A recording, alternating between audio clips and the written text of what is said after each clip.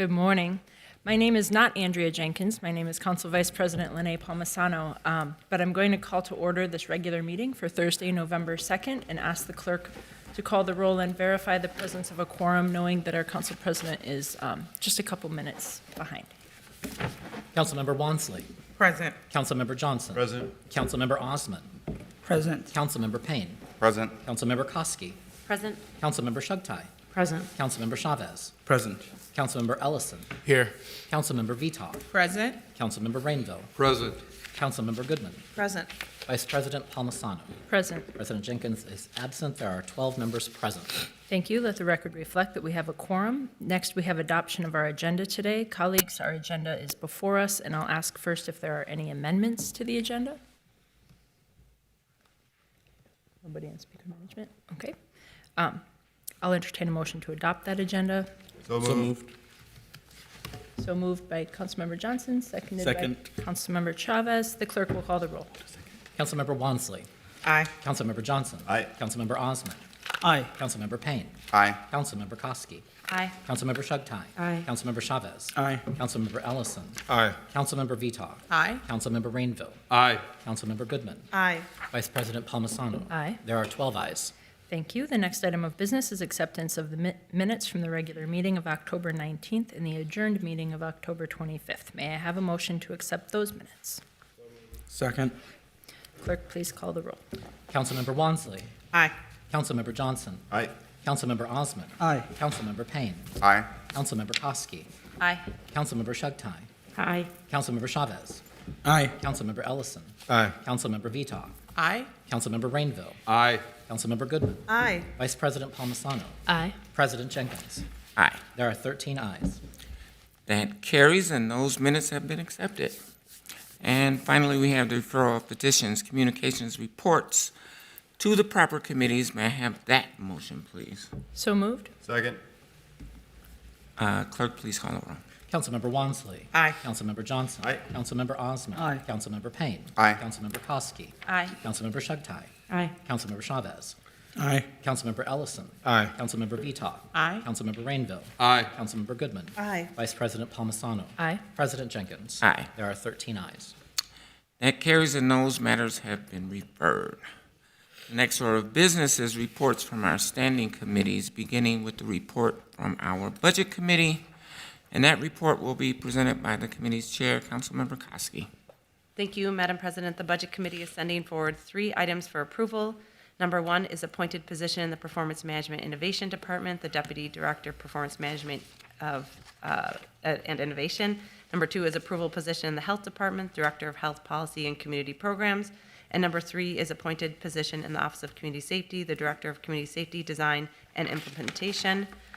I move approval of all of these Budget Committee reports. I also would like to just send out a reminder and let everybody know that our last public budget hearing is at 6:05 p.m. on Tuesday, December 5th. Thank you, Councilmember Koski. And Councilmember Koski has moved that committee's report. Is there any discussion? Councilmember Wansley. Thank you, Madam President. I just want a clarification. For the December 6th public hearing, Councilmember Koski, is that also still going to be related to board estimation and taxation like last year, not just a general public hearing? Oh, I'll defer to the clerk, but it's our truth and taxation hearing that evening, if that's what you're referring Yes. to. It's the truth and taxation hearing at 6:05 p.m. on December 5th. Okay, thank you. Any further questions? Seeing none, clerk, please call the roll. Councilmember Wansley. Aye. Councilmember Johnson. Aye. Councilmember Osman. Aye. Councilmember Payne. Aye. Councilmember Koski. Aye. Councilmember Shugtai. Aye. Councilmember Chavez. Aye. Councilmember Ellison. Aye. Councilmember Vitaw. Aye. Councilmember Rainville. Aye. Councilmember Goodman. Aye. Vice President Palmisano. Aye. President Jenkins. Aye. There are 13 ayes. That carries, and that report is adopted. The next committee report is the Business Inspections, Housing, and Zoning Committee, and that report will be presented by the committee's chair, Councilmember Goodman. Thank you, Madam President. The Business Inspections, Housing and Zoning Committee is bringing 17 items forward for approval this morning. Items 1 and 2 are liquor licenses. Item 3 is changes to our open-air motor vehicle parking lot ordinance. Item 4 is the Agra Affordable Housing Project financing, and item 5 is the Wadag Commons Affordable Housing Project financing. Item 6 is a certificate of appropriateness. This is granting an appeal by Lisa and Jim Rickers. Item 7 are the regular license approvals, and 8 are the liquor license renewals, and there's quite a few of those. Item number 9 is a reinstatement of a rental dwelling license. Item 10 is a commemorative street naming addition. Item number 11 are applications for our environmental grant funding round, the 2023 Brownfields grants, and 12 is the Livable Communities pre-development grants. Item number 13 is Minneapolis Homes financing. Item number 14 is agreeing to Hennepin County financial assistance for a project at 56th and Lindale Avenue South. Item 15 is extensions for Simpson Housing's Affordable Housing Trust Fund Award. Item 16 is changes to our homeownership program, and item 17 are changes to our owner-occupied rehab program. With that, I'll move all items 1 through 17 for approval this morning. Thank you, Councilmember Goodman. Councilmember Goodman has moved that committee's report. Are there any questions from my colleagues? Any questions at all, comments? All right, clerk, please call the roll. Councilmember Wansley. Aye on all except number 2. Councilmember Johnson. Aye. Councilmember Osmond. Aye. Councilmember Payne. Aye on all except for number 2. Councilmember Koski. Aye. Councilmember Shugtai. Aye on all except item 2. Councilmember Chavez. Aye on all except item 2. Councilmember Ellison. No on item 2, aye on the rest. Councilmember Vita. Aye. Councilmember Rainville. Aye. Councilmember Goodman. Aye. Vice President Palmisano. Aye. President Jenkins. Aye. There are 13 ayes on the report except for item number 2, which has 8 ayes and 5 nays. That carries, and that report is adopted. Our next committee report is the Committee of the Whole, and that report will be presented by Council Vice President Palmisano. Thank you, Madam Chair. The Committee of the Whole has 3 items to come before us today. The first is the anti-displacement eviction prevention direction to our city auditor. Item number 2 was a bit controversial. It was forwarded without recommendation. 2.1 is about the acquisition of 2633 Minnehaha for a future community safety center and 3rd Police Precinct. The second is about a legislative directive accordingly for 2633. Item number 2.3, Councilmember Chavez has a substitute for, as if you recall, this was considered an improper motion by our city attorney, and we moved it forward in good faith that he would work with the city attorneys to come up with something appropriate. He has, and he'll be hopefully called on first to explain what that substitute is. Item number 3 is the Government Structure Implementation Charter Amendment. This was our evening meeting with the Charter Commission directing staff to proceed with continuing to refine and finalize drafts of recommended charter amendments to be further considered next year by the Charter Commission, the City Council, the Mayor, by ordinance as allowed under state law. I will move all 3 of these for approval and suggest that perhaps Councilmember Chavez speaks next on his substitute, if that's all right with you, Madam Chair. Council Vice President Palmisano has moved this committee's report and requested that Councilmember Chavez be able to speak to item number 2.3. I do have other council members in queue, so I just want to make sure that you okay with that, Councilmember Koski, Madam Osmond, and President. Wansley? If the body doesn't object, perhaps we could vote on items 1 and 3 and save 2 for a separate discussion. We have several items on number 2 at the dais, and so I think it'd be easier not to confuse the entire committee report to vote on 1 and 3, put 2 aside, and then deal with it. That makes sense to me, Madam Chair. I can move items 1 and 3 first.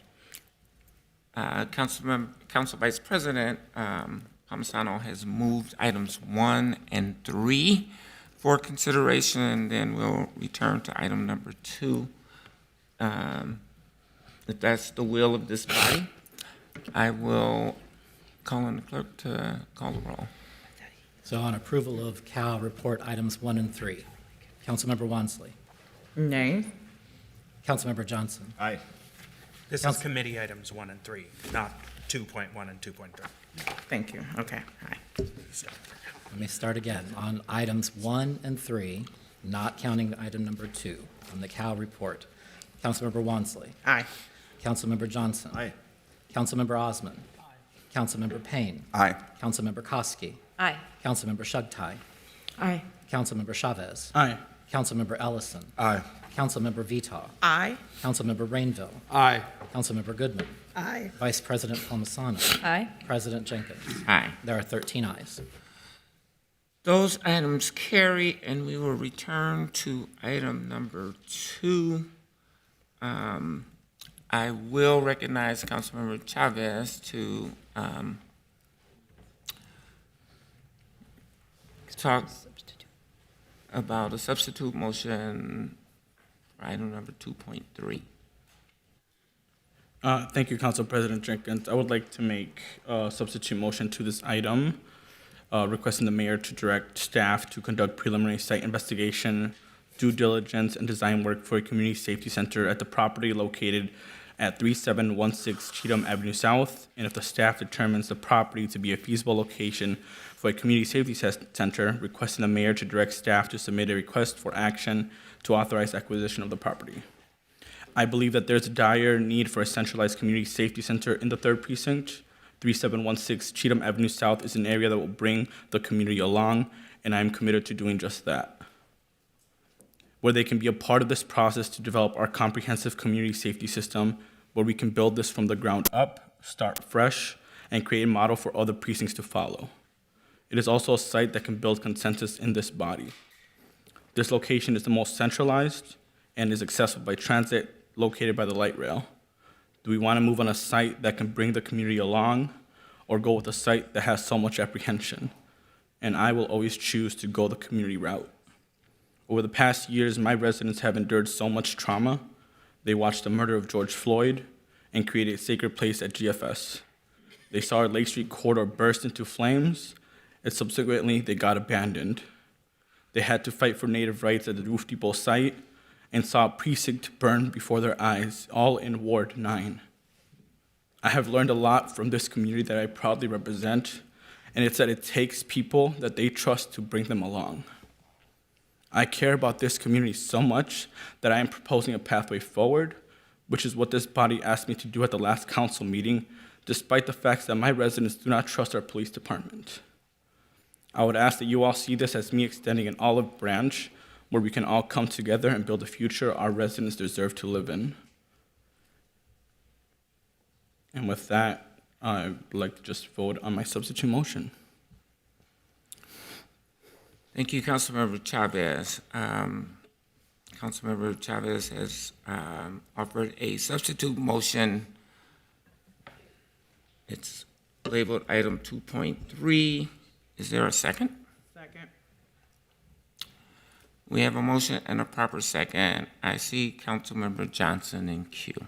Thank you, Madam President. And while I don't support the substitute motion, I do want to express my gratitude to Councilmember Chavez for working on this site. I think there's a lot of merit in this particular site. This is one that I've had conversations with the property owners about as well. And frankly, if 2633 Minnehaha did not emerge as an option, I would be voting for this today. And I would want to move forward with this site at Cheatham today because it is centrally located. It is transit accessible. I think it offers a lot of value overall. I also think that the price difference, the timeline differences, now that 2633 is on the table, are just too great. And, you know, I feel like we have a lot of good details about this site at Cheatham. And so it's, yeah, I just, you know, appreciate you, Councilmember Chavez, and your willingness to stand up for a site and say, I think this is a site that could work. And I want to express that. And if 2633 was an option, I think this one would be it. Thank you, Councilmember Johnson. And I did want to just take a moment to acknowledge that we've been joined by Mayor Fry. Welcome. Are there any other comments on the substitute motion 2.3? Seeing none, clerk, please call the roll. Okay, you got it. Councilmember Wansley. Aye. Councilmember Johnson. No. Councilmember Osmond. No. Councilmember Payne. Aye. Councilmember Koski. Nay. Councilmember Shugtai. Aye. Councilmember Chavez. Aye. Councilmember Ellison. Aye. Councilmember Vitaw. No. Councilmember Rainville. No. Councilmember Goodman. No. Vice President Palmisano. No? President Jenkins. Nay. There are 5 ayes and 8 nays. That item fails. Madam President, if I could then return back to item number 2 and move items number 2.1, which is the acquisition of 2633 Minnehaha, 2.2, which is the legislative directive for the Community Safety Center, and then also add in, I think this is appropriate, by Councilmembers Koski and Osmond, 2.3, which is their resolution that speaks mostly to what Commissioner Barnett was mentioning in Committee of the Whole on Tuesday. I could move items 2.1, 2.2, and this resolution by Councilmembers Koski and Osmond for approval altogether. Thank you, Council Vice President. Palmisano has moved items 2.1, 2, and the resolution that was offered by Councilmember Koski and Osmond. I'm sorry, can we have just one conversation, please? Thank you.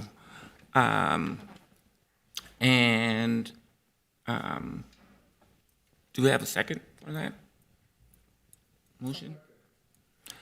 Councilmember Koski. Thank you, Madam President. Councilmember Osmond and I, well, it's already been moved, but we moved to approve the Committee of the Whole item 2.1 and authorizing the acquisition of 2633 Minnehaha Avenue, item 2.2, the legislative directive by Councilmember Wansley, and this resolution which expresses the city's commitments regarding the Community Safety Center. The motion and resolution are printed before you.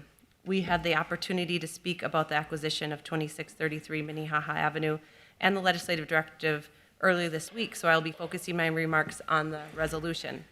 At the Committee of the Whole meeting, the city's commitments regarding the Community Safety Center were questioned, and to be fair, we've had memos, reports, presentations, and discussions, but we haven't formally made any commitments. So with this resolution, we are doing exactly that. We're making commitments regarding the Community Safety Center.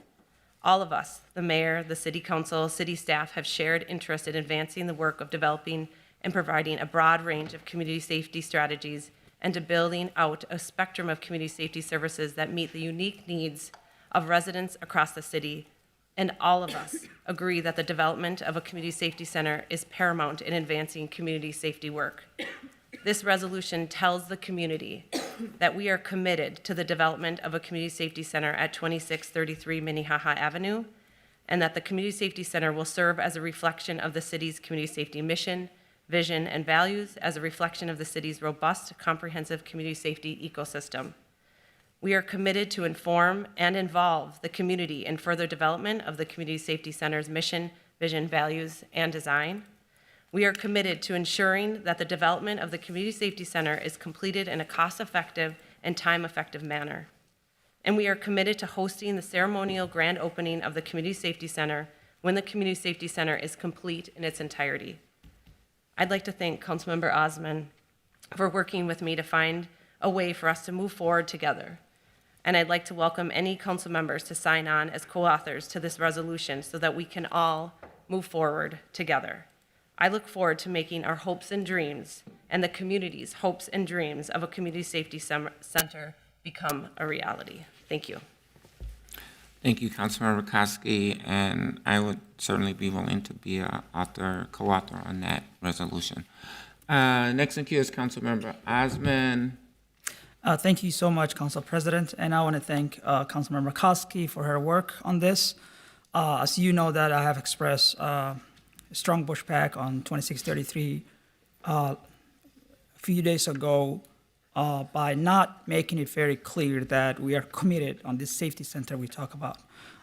It's important for me to express that for the development of this property, how important it is to have the community safety center. We're trying to go back to the community and tell them we're opening a public safety center, as we call, and moving forward and make sure that vision becomes reality. But we have to be very clear. So hopefully this motion, all of us, including the mayor's office and administration, makes that commitment that this center will be, on opening day, will have both community safety center component and the third precinct facility component. And I would say that this is probably one of the best locations that we have found so far, 2633. It's cheaper. It's right in the middle of third precinct boundaries. And again, thank you, Councilmember Koski, and the leadership who I've been having a conversation with. Thank you.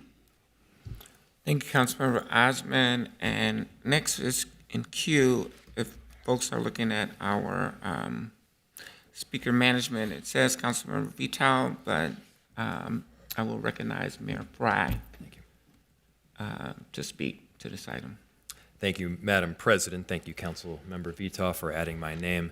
This day is really a long time in the making. Before even seated as the interim commissioner, I remember talking with Lee Sheehy about this idea of a community safety center. We have already committed as a body to moving forward with alternatives to policing, and this indeed would take it one step further to locate them within the same building, to be able to coordinate in full on a daily basis in the same physical space.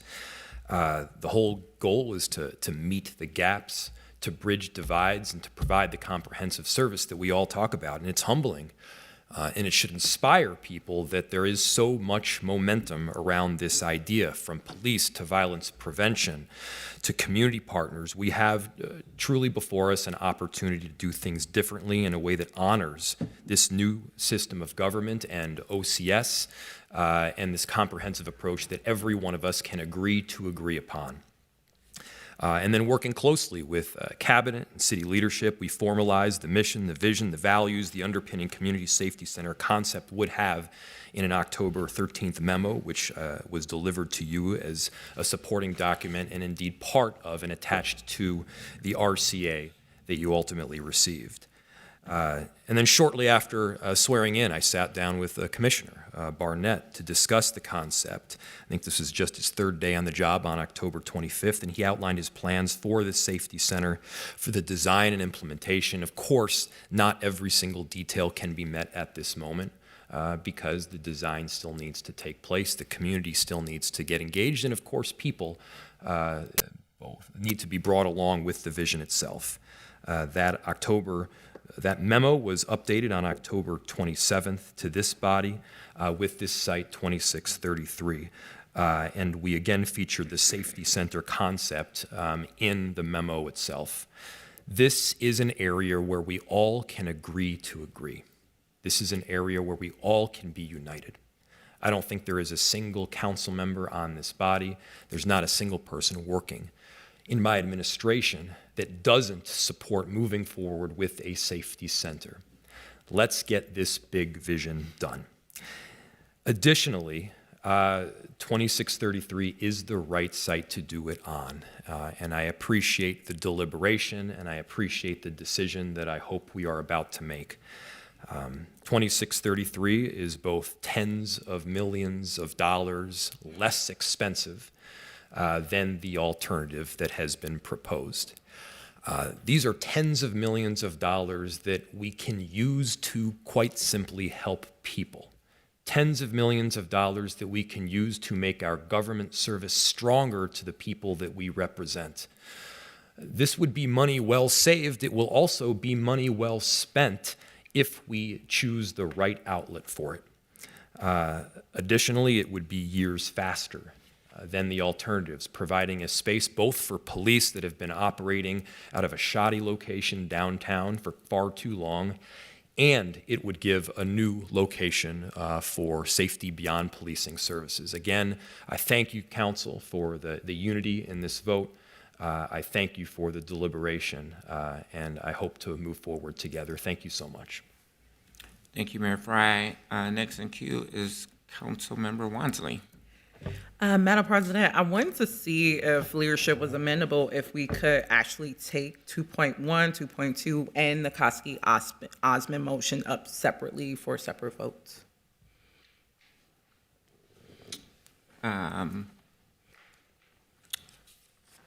That Councilmember Wansley has requested to take separate votes on items 2.1, 2.2, and then the Osmond-Koski resolution.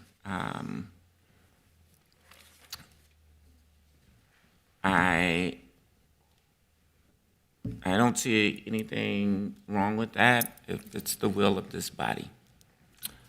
And if that's the case, we will take up those votes separately. Thank you, Councilmember Wansley. Next in queue is Councilmember Palmisano. Thank you, Madam Chair. I also would like to add my name as an author, as you did, to this Community Safety Center resolution. I appreciate that everything in this resolution is something that Commissioner Barnett and before him Commissioner Sheehy and the mayor have already committed to and have been working on. I trust Commissioner Barnett, formerly a judge, chooses his words specifically and carefully in the commitments that he's made to us, and this is our way to write them down and codify that as a city council. So thank you for taking the time and effort to do so, to my colleagues, and I'd be happy to also add my name. Thanks. Thank you. Councilmember Rainville. Thank you, Madam President. I too would like to be a co-author on this, and I will be voting for this out of the respect I have for the citizens of the 3rd Precinct who deserve a precinct in their area, in their community, out of respect for the noble officers of the Minneapolis Police Department who deserve a facility to work out of, as do all employees of the city, and out of respect for Commissioner Barnett in his work in the community, his vision that he has in carrying out Dr. Octatelli's report on the safe and thriving communities. And I have full faith in our city staff. I see our director, Barbara, I'm sorry, I forget your exact title, but I see you there, and I know that you will take this to heart and carry this out in an expedited fashion to fulfill the hopes and dreams of Councilmember Osmond. And with that, I again want to state that I believe in you, Commissioner Barnett, and I believe in your community outreach effort will be very successful. Thank you. Thank you, Councilmember Rainville. Next in queue is Councilmember Payne. Thank you, Madam President. We have a responsibility on this dais to represent our community as best as we can. And I really want to try to represent the pain of a large part of our city, the pain of watching George Floyd be murdered, and the pain of watching the 3rd Precinct burn. And we talk a lot about healing, and I don't know what steps we've actually taken yet to heal when it comes to the trauma that we all experienced. And the fact of the matter is, we don't have a lot of credibility with our community when it comes to moving forward. We don't have a lot of trust in our community when it comes to moving forward. I too share a vision around a comprehensive safety center. I don't know that this institution has the capacity to pull that off. I don't know that this building isn't going to become just another fortress in our city. I would like to think that we have that capacity. I would like to think that we're ready to do that. but we really haven't demonstrated our capacity to do that yet. And I've heard comments reducing this decision down to merely another real estate transaction. That erases a lot of humanity and a lot of trauma that we've all experienced. And in my role representing the voice of our community, at least my community in Ward 1, I need to give pause to the fact that we have not addressed that trauma. And I want to commend Councilmember Chavez for providing us a roadmap to start that process. And it is my intention to help our community heal. It is my intention to bring our community along. And the way that this real estate deal has come together does not do that. And so I just needed to share that perspective as we move forward on this vote. Thank you. Councilmember Wansley. Thank you, Madam President. First, I just wanted to get clarification. When we do the items separately, can we still do discussion on them separately, or we're just doing votes? Can we do discussion now? That's why I'm asking for clarification. I wasn't sure. We can do discussion right now. I think, Madam President, just if we can pause, the clerks can reset the speaker management queue, which not only tracks speakers but does assign their speaking time. And so to Councilmember Wansley's point, if we can just pause, then the clerks can reset speaker management for each of those items, and we can start with 2.1. Thank you. I'm not sure which item you want to discuss, Councilmember Wansley. I believe the body agreed that we would take up the items individually, and we usually do discussion and, vote on them separately. So that was the clarification that it seems like the clerks confirmed. So we are now on item 2.1. I will ask the clerk to we're ready. Call the roll if there is no discussion. I'm not clear on what the Madam President, on speaker management, the clerks have just retitled it as Cal item 2.1. It had been all three of the items because that's how it was moved. As you know, under the rules, speaker time is allocated based on the number of speeches that council members are allowed. So what Councilmember Wansley is doing, I believe, is asking us to clear the queue and speak on each item individually so that the time allotted to council members reflects the items that are being voted on. All right, I see the queue is being cleared now. Councilmember Wansley. Thank you so much for that clarification. First, I just want to name, Ward 2 residents as well as 3rd Precinct residents absolutely want a comprehensive safety system, and they want spaces that advances that vision, spaces where you can receive victim services and participate in healing circles, where you can bring a low-level conflict and help address it before it escalates, where young people who are struggling with mental health or a sense of purpose can come and get involved in healthy diversionary activities. That is actually what is laid out in the Safe and Thriving Communities report. And that's what I'm hoping we're aiming for. And it would be absolutely historic for the city of Minneapolis to invest in this. And I do want this model, and many of my constituents want this model in Ward 2. But I want to reiterate, Ward 2 residents want a thoughtfully planned out community safety center that will offer a plethora of preventative, responsive, and restorative safety services to 3rd Precinct residents. What they do not want is a 3rd Precinct that may or may not include a food pantry. That is not the model that my constituents are interested in advancing. And unfortunately, on Tuesday, Council learned that the administration's true community safety proposal really boils down to putting the 3rd Precinct police into the 2633 Minnehaha site.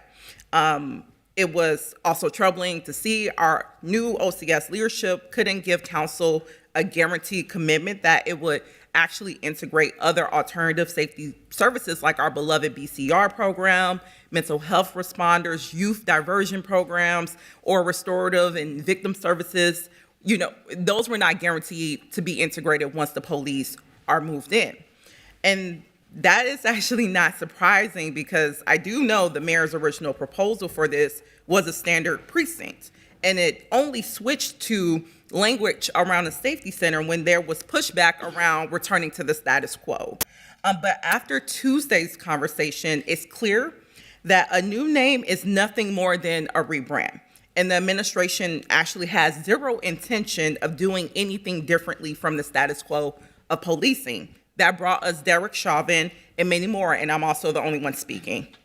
At Cal, I also heard the argument that council and the public should essentially trust that if we acquire this building and we move the police in, all the other services will come later. And like Councilmember Payne highlighted, I'm actually glad that we're talking about trust.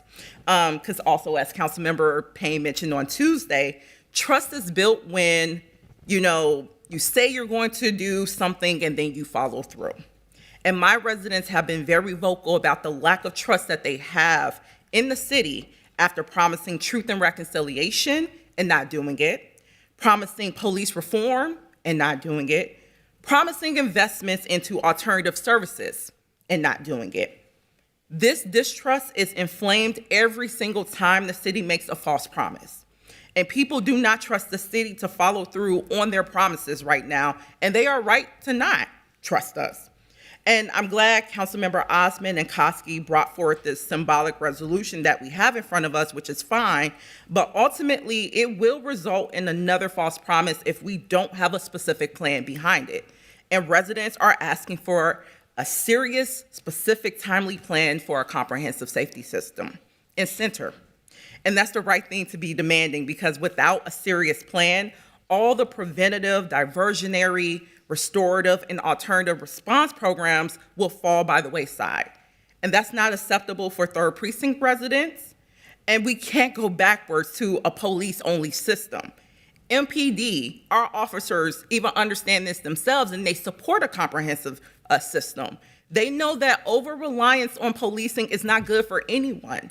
Police are applauding programs like the Behavior Crisis Response Team, and they're also recognizing that there's a significant benefit they receive from having calls that they usually respond to be diverted from their workload to other qualified experts and personnel to deal with those safety concerns. Additionally, since 2019, the Capital Long Range Investment Committee has shared that they can't make informed decisions about capital investments for precinct buildings without strategic policy direction on future public safety initiatives and our plans. But for years, the city has sidestepped these questions. All other investments into buildings or infrastructure projects that are brought to the clique and to council require detailed plans and an explanation of how this fits into the larger picture of our strategic goals. And this project should not be an exception to that practice. What is also troubling is that— Thank you, Councilmember. Your time has expired. Oh, I'll just get back in queue. Thank you. Councilmember Johnson. Thank you, Madam President. I first want to thank Barbara O'Brien on this. She has put in so much work and trying to find a site over the years. I know it's been extremely stressful, and she's worked so hard at it, and there's been lots of twists and turns. And so with any site like this, there's a lot of people behind this work, and she has continued to work diligently and doing everything asked of her, moving in one direction and then to another. And so, Barbara, I see you, and I appreciate you, and I thank you. You will work on not just this, but so many different projects across our city, and you are appreciated. Thank you. There's a lot of division on this council and between the council and the mayor, and I want to take a moment to recognize something. We wouldn't be here today with, of all the options we've talked about over months, the cheapest, the fastest site, if not for the work of this body in trying to turn over every stone, and if not for the work of the mayor in calling for any option that could come in at a lower cost or a faster timeline.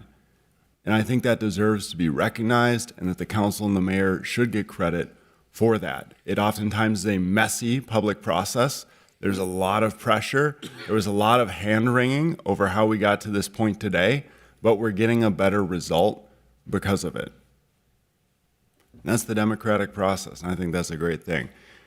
I also want to say that this is more than just a transaction. We all know that MPD needs a lot of work, and we've got a new commissioner for that, a chief, the DOJ, the Minnesota Department of Human Rights. We've got reforms that have been implemented since and will continue to be. And it's been a conversation up here on this dais where we've all been pushing, implementing, and supporting new programs such as our mental health responders as well over these past several years. But our communities and our constituents also need police service in responding to emergencies. And not moving forward or not advancing a precinct within the geographical boundaries of the 3rd precinct impacts service. It impacts service and it impacts safety. And our employees, they deserve a proper facility to work out of as well. Yes, there are details still to figure out around a community safety center, but this is the start of that process for designing and fitting this space. And the council has tools available, leverage, to see that through. And I encourage my colleagues to continue pushing, to continue working to influence this process to get us a better outcome so that this truly can be a new model of public safety starting in the 3rd precinct that can be applied across our city. Thank you. Thank you, Councilmember. Next in queue is Councilmember Vito.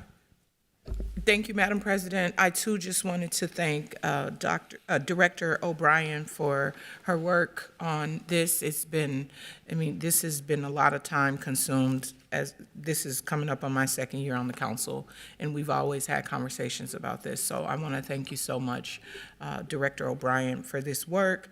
And also, I just wanted to speak a little bit about the comments that have been made, because I don't see why we're divided on this. I really think that this is an opportunity for all of us to work towards a goal that is going to satisfy the people of of the 3rd precinct. I can't speak to what others get in emails or have in conversations, but all the conversations and the correspondence that I've received is from folks saying they feel like they haven't been heard about the 3rd precinct and they want a 3rd precinct in the 3rd precinct.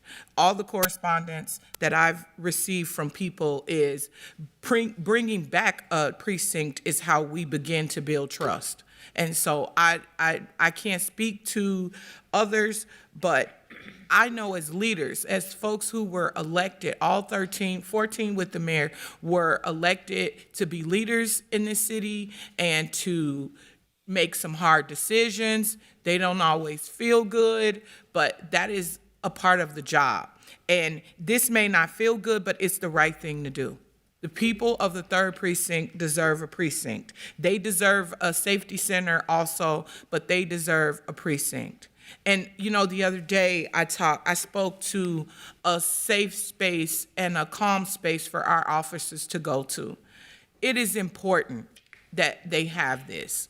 That is a big part of reform. I can't imagine. I've been in several traumatic incidents in my life, and I can't imagine waking up, going to work, knowing that I might be entering into a full workday of trauma and not having somewhere to go and decompress after. Our officers deserve that. Our officers deserve a shower because sometimes they show up to blood on the scene. Our officers deserve somewhere to go. Our community deserves for our officers to be well when they show up every day to serve. This has gotten out of control. It's not about fighting MPD. It's about supporting the people in the 3rd precinct who want this. It really is heartbreaking to hear us fighting over this.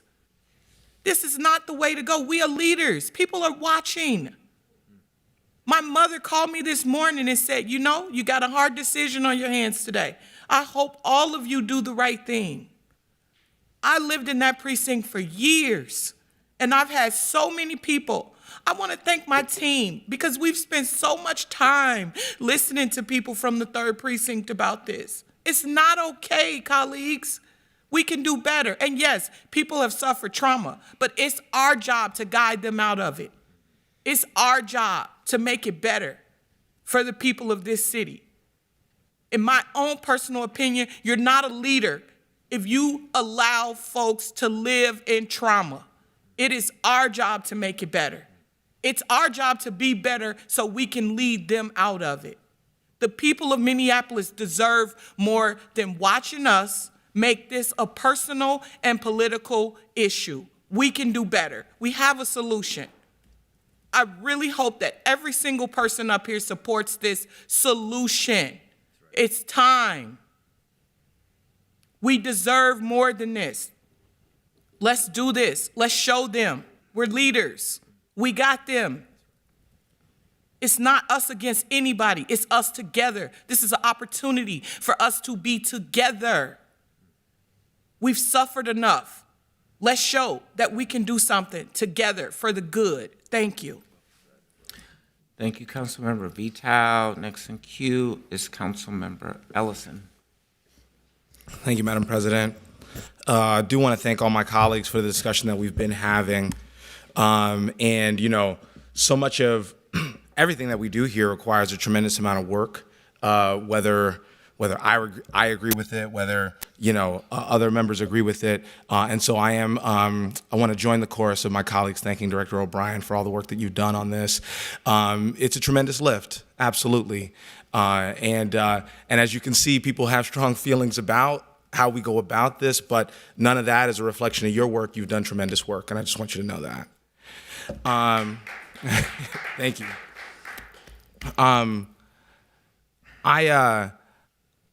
I see why there's a divide. You know, it makes sense to me.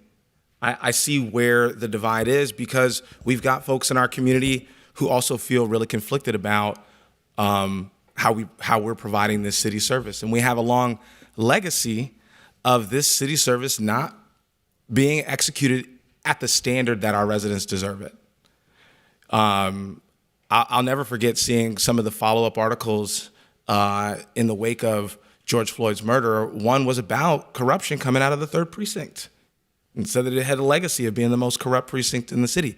The discussion that we're having here, at least to my ears, when I hear especially Councilmember Chavez sort of proposing what he thinks would be a solution in his community, is not anybody looking to execute a personal vendetta against one of our city services, but I think it's about whose humanity gets centered. And as I'm listening, a lot of arguments make sense to me, a lot of them, and I don't want to demonize any of my colleagues, but I just want to say I think that the divide is about whose humanity gets centered and at what pace do we go, right? Obviously, our employees deserve a place to work,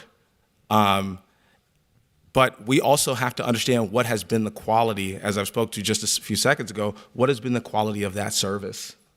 That's what we don't have buy-in on. That's what a lot of community members are skeptical of. And so, yes, I've also heard folks who say, build it by any means, as fast as possible, that's all we need. But I've heard a lot of folks also saying, we do not trust that we're going to get the best city service. And it's not just about whether or not we want there to be a community safety center. We also have to ask if culture change isn't happening or if it's not believed to be happening, and I hope that it is, but if it's not, there are the other services that we would want to put in this building also get to opt out. So without that vision, without laying it forward, we could be setting ourselves up to have a precinct in one portion of the building and the other portion of the building empty indefinitely. Because it's not just a matter of what we want to put in there. It's whether other services want to be co-located in a station like that as well. So I think where the divide is about pace. and it's about who's been centered in this conversation. I don't know that, folks like George Floyd and what he experienced, folks like Darnella Frazier, I could name all the witnesses who were there. I don't know that their experience has been centered in this decision, and I think that that's where my opposition lands. It's not that we never want to see a precinct built. It's not that there is no right time, but I do think that of all the questions, all the outstanding questions that community might have about the kind of service that they're going to be opting into, I don't think we've answered all those questions. And so that's all I've got. Thank you so much. Thank you. Councilmember Rainville. Thank you, Madam President. I just want to thank Councilmember Vitoff for your wise remarks and the passion that you bring to this job. Thank you so much. This is the opportunity to heal, colleagues, and that's what leadership is. We talk about why we ran for office, why we were elected. We were elected because people saw us as leaders. This vote will show the leadership that we hold within each and one of us. Thank you. Thank you, Councilmember Rainville. Next in queue is Council Vice President Palmisano. Thank you, Madam Chair. I'll be brief. I just think that we all up here owe thanks and appreciation to the Property and Finance Services team. Thank you, Director O'Brien, Matt Hannon. Thank you for being in continuous real estate looking for years here. It is only because you've stayed in that constant mode of making this a top priority that we were able to come up with this opportunity, and I appreciate it. Thanks. Next in queue is Councilmember Wansley. Thank you, Madam President. I just want to say thank you, Councilmember Ellison, for your comments, because I do think going into this decision, leadership is recognizing about centering the oppressed, those who've been on the opposite side of justice. And I think this is a critical moment where many of us on this dais do not want to, 10 years from now, be listed in another MDHR or DOJ investigative report for rubber stamping decisions that did not lead to accountability, that did not lead to transformation, that did not lead to the advancement of a new model around comprehensive safety, that didn't just center policing. That is not the goal that I came into this office with, and I do hope many of you have that goal. And it's decisions like this that's a test of whether or not we are looking to meet that goal. And when we're constantly saying all the other things that our residents want, BCR, mental health services, youth diversionary programs, those can come later, but less centered officers that still have a lot of work. And I don't want to even just emphasize the work, but also are going to have a lot of support, tens of millions of dollars supporting them to get into compliance with 2 consent decrees, to have them finally do some of that culture shift internally to lead them away from being one of the most racist, violent police departments in the United States right now. That is the work that needs to happen for our officers. And many of our residents are not seeing that. And I think if we really want to do our due diligence and pursue a new model of community safety or comprehensive public safety, and then have our assets like buildings reflect that, that work has to happen. And I get it doesn't fit people's timelines, but if that work is not transpiring, you're not going to earn a rubber stamp by the community who do not want to be in a predicament of what happened in May 2020 that I remember vividly, of seeing 3rd Precinct officers on top of the building shooting munitions and tear gas at folks on the ground, strollers, people being tear gassed for the first time in their lives, or having to rewatch George Floyd be strangled to death for almost 9 minutes. And ever since those moments, they have not seen a steady and consistent course of action from the city to remediate those harms, especially on public safety side. They've seen us constantly rubber stamp symbolic gestures, but there has not been actual deliverables that has been provided to them. So this is a moment of actual leadership where are we endorsing the status quo because we don't want to do the actual hard work of truth and reconciliation. We don't want to have to give our residents apology for putting them through one of the most traumatic moments in their lives. Many of them have long-standing PTSD. Many of them haven't been able to come back into East Lake Street and rebuild their businesses. That is not what I'm here to replicate. That is not what I want in an investigative report or any type of report of what happened 10 years from now in our public safety system, of being just complicit and allowing the same old to happen that essentially allowed George Floyd to be killed 3 years ago. So I am absolutely taking this decision so serious and thinking of where do we want to be 2 years from now, 3 years from now, 5 years from now, 10 years from now, and hoping that at least by then we can actually point to something that said we got it right. We did our due diligence and honored the memory of George Floyd and so many others that were taken at the hands of our racist and violent police department. We did what we needed to get it right and make sure that their lives were not taken in vain. That is what's on the table in front of us and why I will not be supporting this option. But I absolutely look forward to working with every single one of you, also you, Mayor Fry, towards realizing the community safety side that does have that comprehensive component. It has to.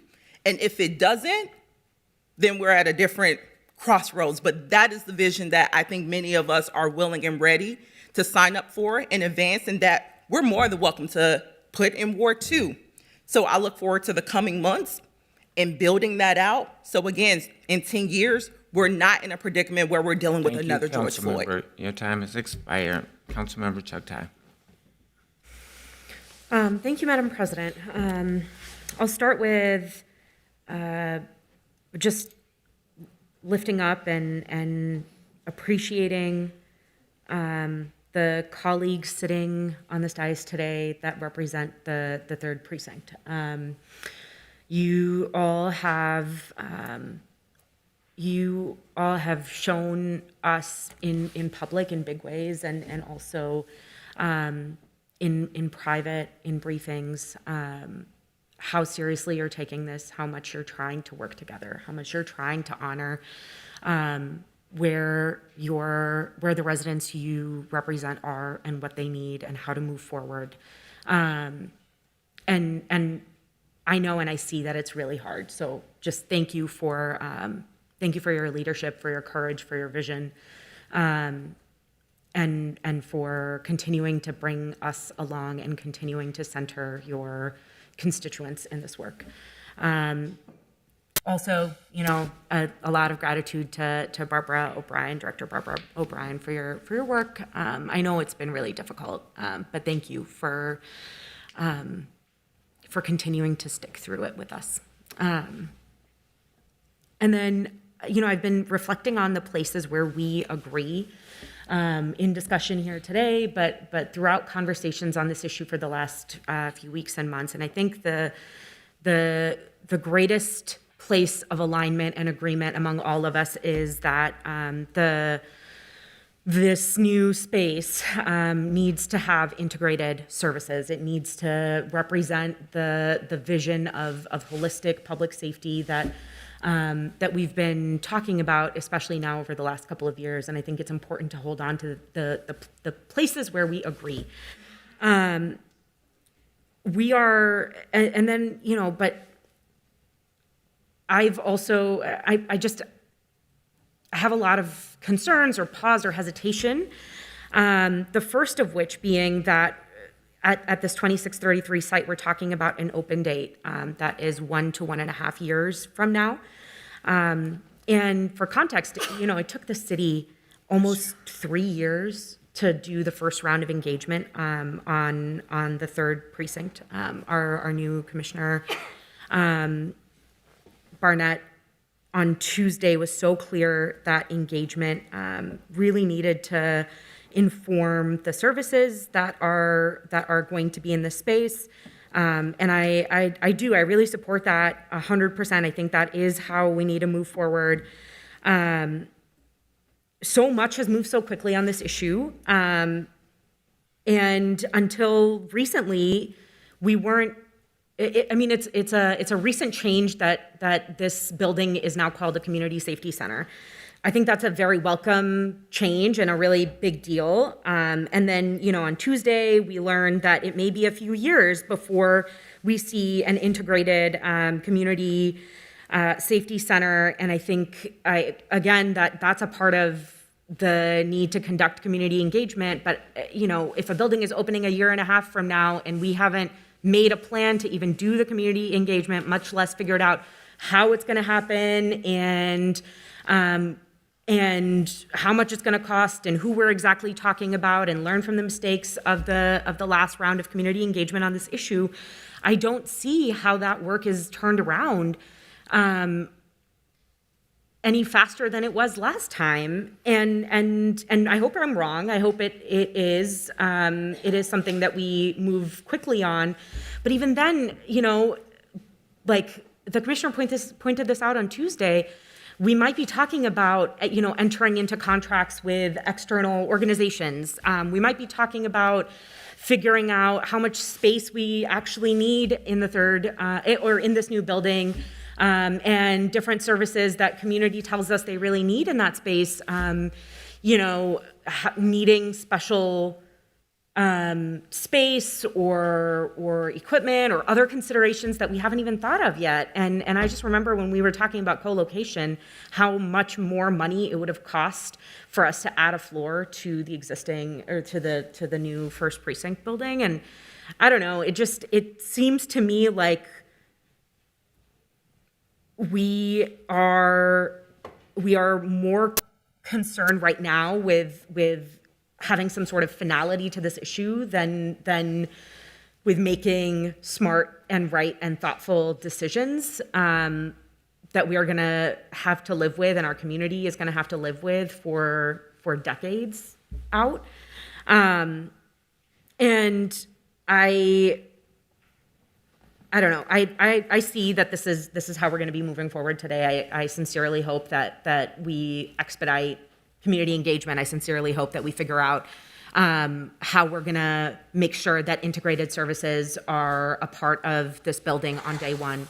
But I think it's real and legitimate and valid to be concerned that we are looking at this through rose-colored glasses and saying everything is going to be perfect. We're going to figure out engagement. We're going to figure out exactly who's going to be in that space, and everybody is going to be in this new building on day one. And I guess I don't have a ton of hope for that. The last quick thing I think I wanted to just mention is healing is not a building. It's not. Healing is getting in right relationship with community. It's earning trust from residents. It is being realistic and honest and clear with them about what they can expect from us. It's being good stewards of residents' money, their needs, their hopes, their concerns and fears. And I just want to be clear that I think it's just a real shame to simplify healing down to a physical building rather than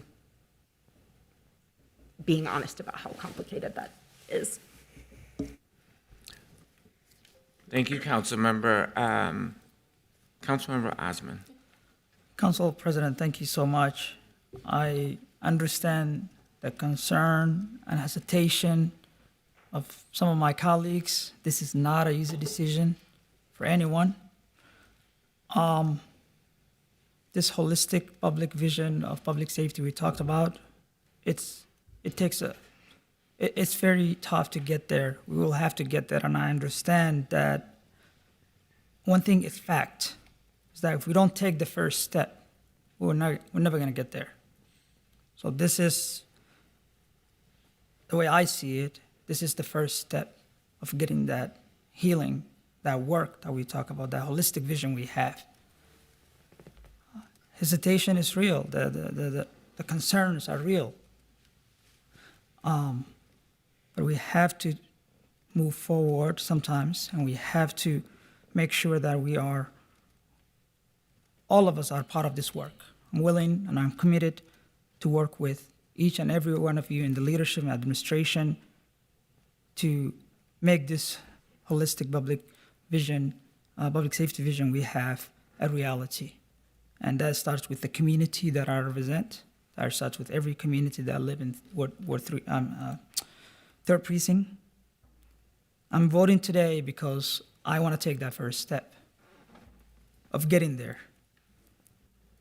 And I'm voting today because I heard the commitment from the mayor's office, from the administration, from all of you for this resolution. If we vote on that, we will have that public safety center on this building. Thank you.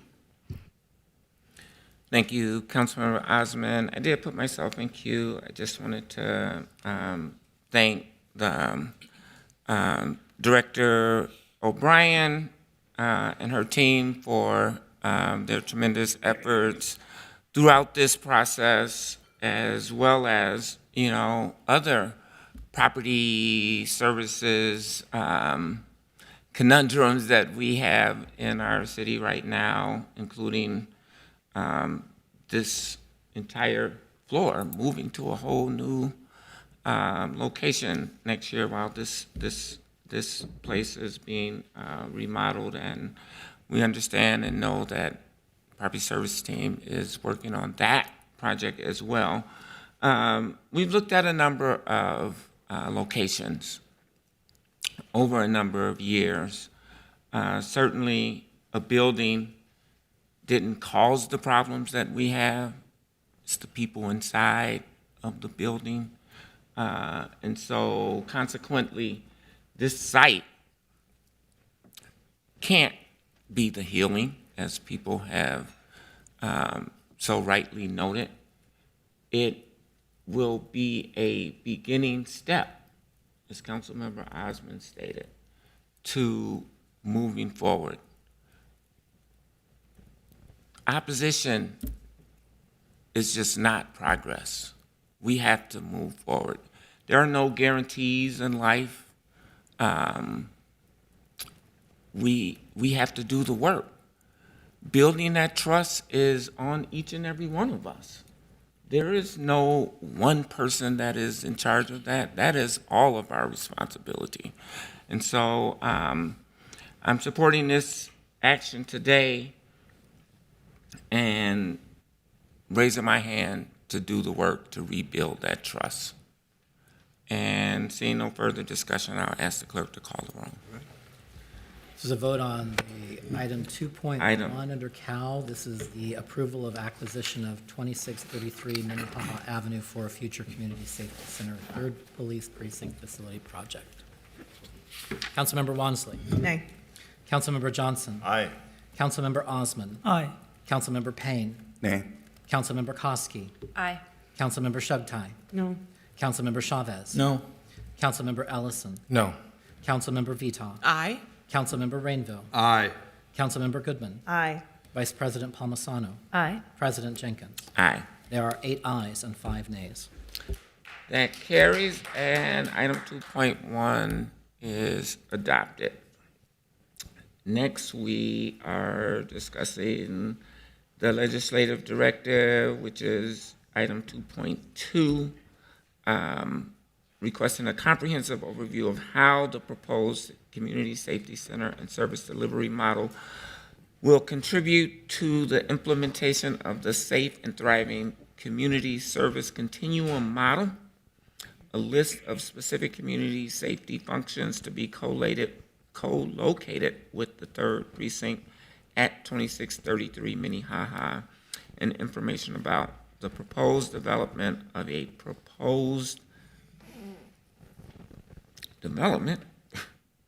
community safety center. Is there any discussion? Seeing none, clerk, please call the roll. On item 2.2, Councilmember Wansley. Aye. Councilmember Johnson. Aye. Councilmember Osman. Aye. Councilmember Payne. Aye. Councilmember Koski. Aye. Councilmember Sugtai. Aye. Councilmember Chavez. Aye. Councilmember Ellison. Aye. Councilmember Vito. Aye. Councilmember Rainville. Aye. Councilmember Goodman. Aye. Vice President Palmisano. Aye. President Jenkins. Aye. There are 13 ayes. That carries, and that item is adopted.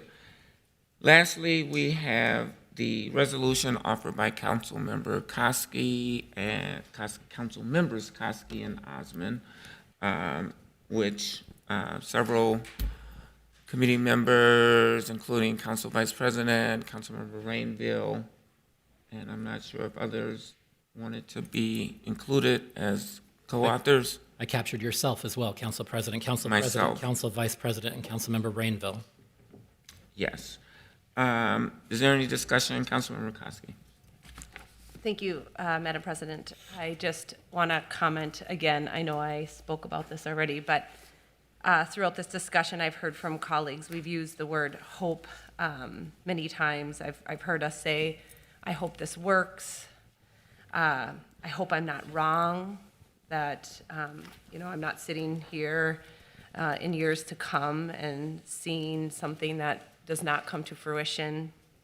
And I believe hope comes from us. I'm going to say that again. It comes from us, all of us, every single one of us. And it comes from us to lead and to move us forward. And this is a step to earn that trust. By putting this stake in the ground, we are publicly committing to develop a community safety center that supports our residents.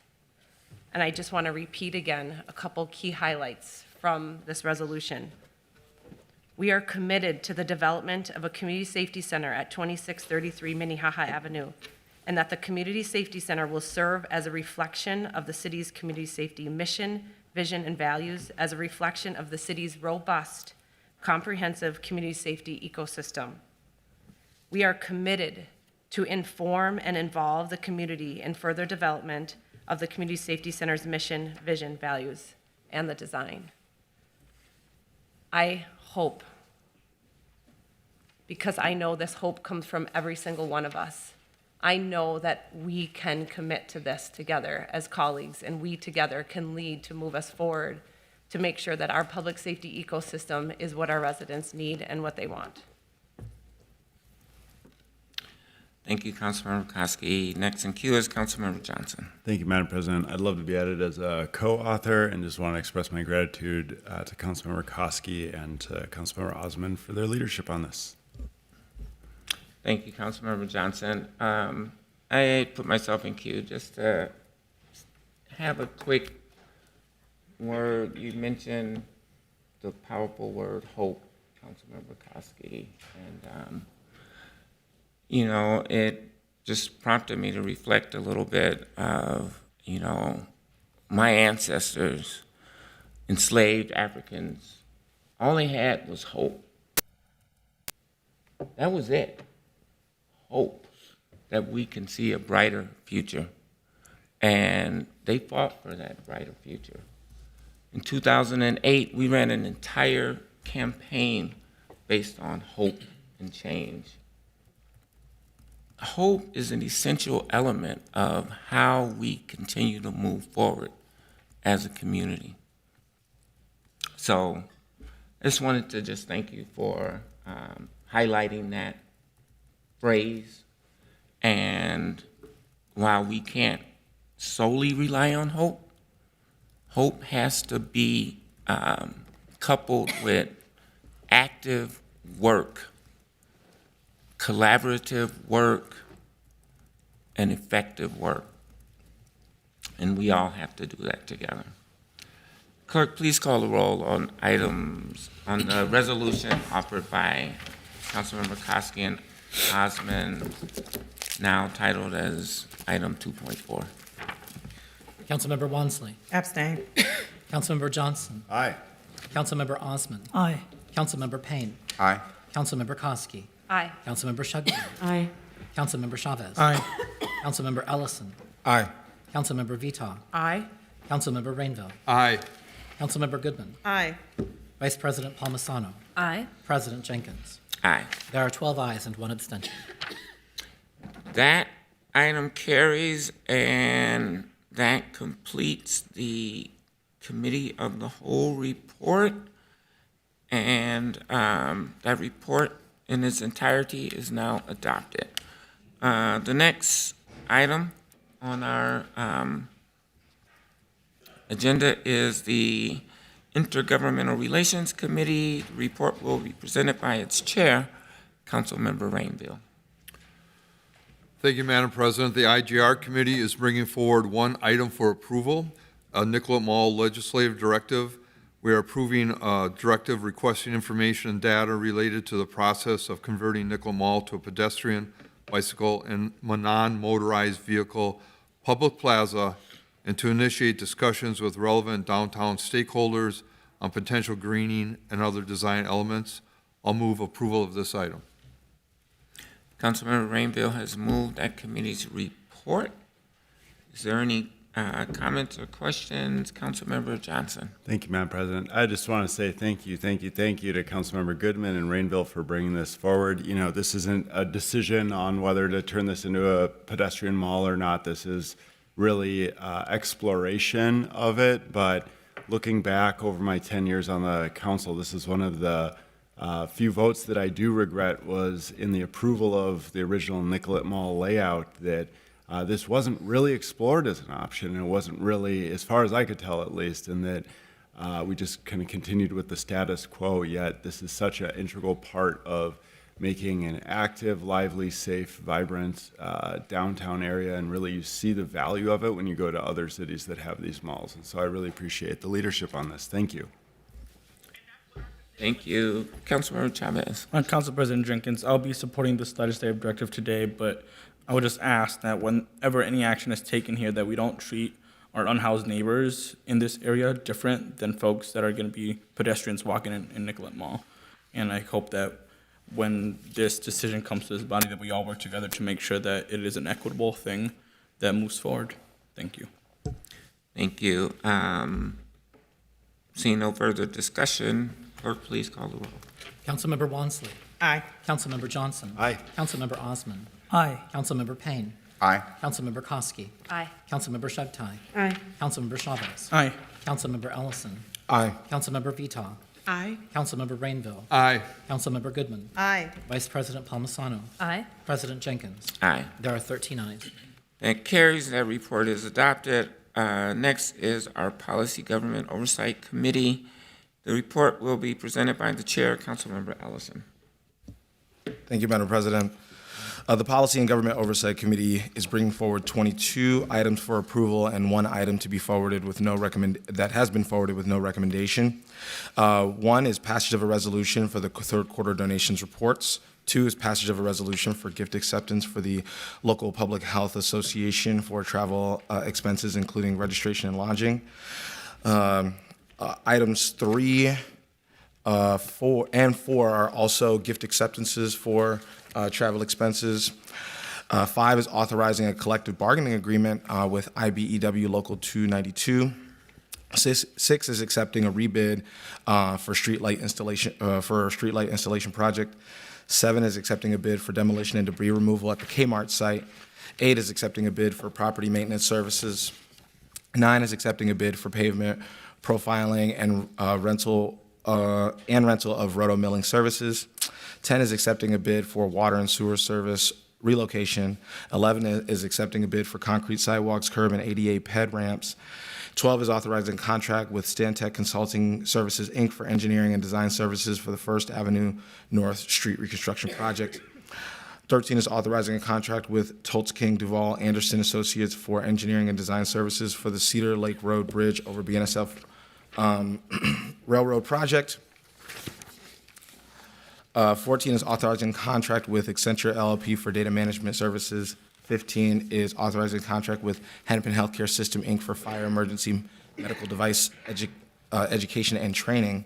16 is authorizing a contract amendment with Kimley Horn and Associates, Inc. for engineering and design services for Hennepin Avenue South Street reconstruction. 17 is a contract amendment with Rosedale Chevrolet LLC for General Motors OEM parts and services. 18 is authorizing a contract amendment with Clearwater Analytics LLC for various investment services. 19 is authorizing a contract amendment with Everlaw Inc. for e-discovery and redaction software. 20 is consenting to a lease agreement with the United States Army Corps of Engineers and Friends of the Falls for the ancillary lands around the Upper St. Anthony Lock and Dam.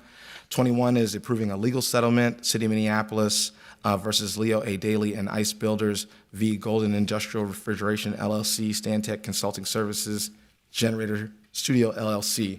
We're actually getting money for that, so I think that should be noted for the public, which is a rare occurrence for these legal settlements. 22 is authorizing a contract with Horseman Inc. for horse birding services, and that was the item that was forwarded with no recommendation. And item 23 is authorizing contracts to establish a pool for immigration legal services providers offering free immigration legal services to city residents. And so with that, I'll move items 1 through 21 and 23 for approval. I'm sorry. Can you repeat that, Councilmember? I am going to move items 1 through 21 and item 23 for approval. And then that'll leave us with still item 22 to take up. So you're pulling item number 2? Yes, yes. Thank you. Councilmember Ellison has moved the committee report with the exception of item number 22 for a separate consideration. And I see in queue, Councilmember Vital. Thank you, Madam President. I just wanted to say that I would like to move item 22 for the separate vote. So you're seconding Councilmember? He didn't move it. Madam I President. think after we take up this, Councilmember Vital is saying she will move item 2 for approval, item 22 for approval. Correct. Thank you. All righty. Wonderful. Thank you. So any discussions on items 1 through 21 and or 23? Seeing none, I put myself in queue on item number 7, the bid for demolition on the Kmart site. As many of you know, there was an unfortunate fire at the site, which prompted immediate demolition so that the remaining structure does not present any harmful realities for the surrounding community. And so that building will be coming down much sooner than anticipated, which is a positive development for a unfortunate situation that happened. Seeing no further discussion, clerk, please call the roll on items 1 through 21 and 23. Councilmember Wonson. Aye.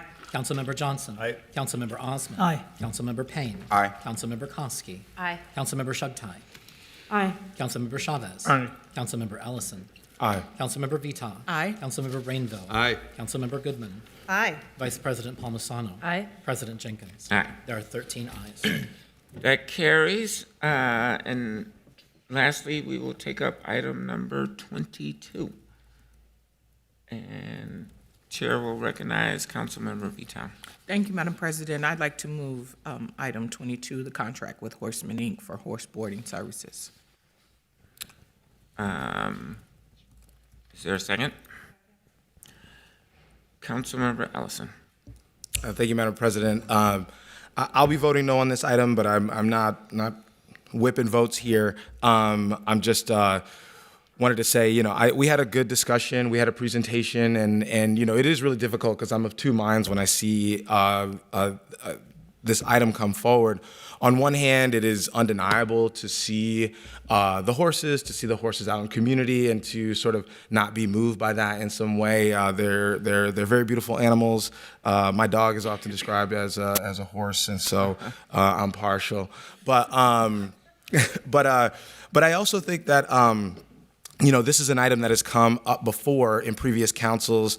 We're the last area that still has mounted patrol. It's not the most expensive item, but it's also not an inexpensive item. And I think that it's worth us long term considering whether this service isn't a little bit antiquated as a way of facilitating public safety. And I know that there are colleagues of mine who strongly disagree, and I respect that viewpoint as well, having sat through the presentation. But I just wanted to let the council know kind of what the thinking was. I think as far the flip side is, to the extent that we have this service, we do have a responsibility to house these horses, and so those are kind of my two minds on this item, and wanted to explain that and let the council know what the committee's discussion involved. So. Thank you, Councilmember Ellison. Councilmember Wansley. Thank you, Madam President. Thank you, Councilmember Ellison, for sharing some of the kind of differing perspectives that were highlighted during the presentation on this item, where we also learned that we're the only ones in the state right now that has continued a mounted patrol, and outside of the state fair via a buyback program, no other external services really utilize this component of our public safety system.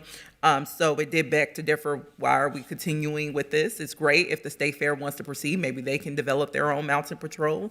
But yeah, there was lots of interesting information around who is actually utilizing this, how this model has been expanded or decreased across the state.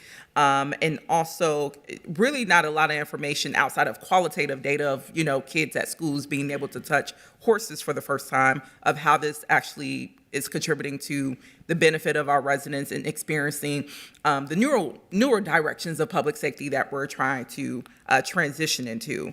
So I just wanted to also contribute that to the discussion points that we had during the POGA presentation on this item, and also why I won't be supporting it today. Thank you. Councilmember Goodman. Thank you, Madam President. I appreciate Councilmember Ellison's arguments, and I do think his dog looks a little bit like a mini horse. Many of you know I serve on the Minnesota Racing Commission. I'm involved in racehorse rescue and racehorse rehoming. I've done quite a bit of work with horses over the past at least 15 years. This is a contract about feeding and housing horses. If the future council wants to have a conversation about whether or not the mounted patrol is something that makes sense within the city's tool of public safety services, that's a totally different discussion. But for right now, we own these horses, we need to feed them, and they need to have somewhere to live. And not approving this contract would create a scenario where we would have these horses and we wouldn't have anywhere for them to stay. We wouldn't have any feed for them. Feed is very expensive this year. That's another thing I want to point out. There is a shortage of hay as a result of the drought, and so it's becoming expensive to keep horses in various different places. I will also note I made it to 2 of the 3 open houses for police precincts in the ward that I represent, and in all of them, the horses were there and they were the biggest draw for children, perhaps next to getting to ride on a fire truck. And that was probably the biggest thing. But the next biggest thing was being able to see, pet, and interact with the horse. And I think if we're talking about alternatives to community safety, and things that actually bring people towards those working in MPD instead of away from them, the Mounted Patrol is an excellent ambassador.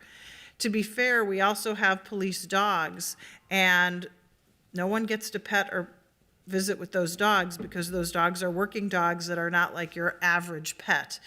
These horses actually provide a service beyond the police dogs because they are acting as ambassadors for the department, and I have seen a lot of great things happen with them. I also support the Mounted Patrol downtown. It's a de-escalation tactic often. But ultimately, I wanted to note it's a fair conversation to have about whether or not we're going to have the mounted patrol as part of our MPD. But this is a contract to feed and house horses right now. And if it fails, I worry about what would happen to these horses. They're not horses people can just take home, like a dog put out in their backyard and they can stay there till we figure it out. We need a place for them to live. We need to be able to feed them. It's our responsibility at this moment. I would urge us to just live up to that.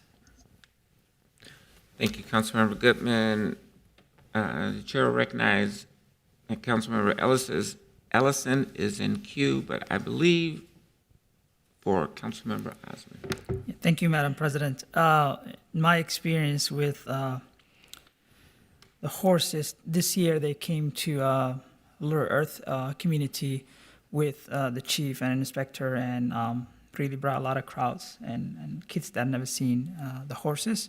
I actually like the idea of having our police officers on horses that is less, more welcoming to the community. And if we can do that, that services outside downtown, also it will be super helpful. And I think it will work. We're trying to build that relationship with the community, and this might be one way to make that happen. So I will be supporting this item. Thank you, Councilmember Osmond. There was a NPR story yesterday that they are including horses now in their, that the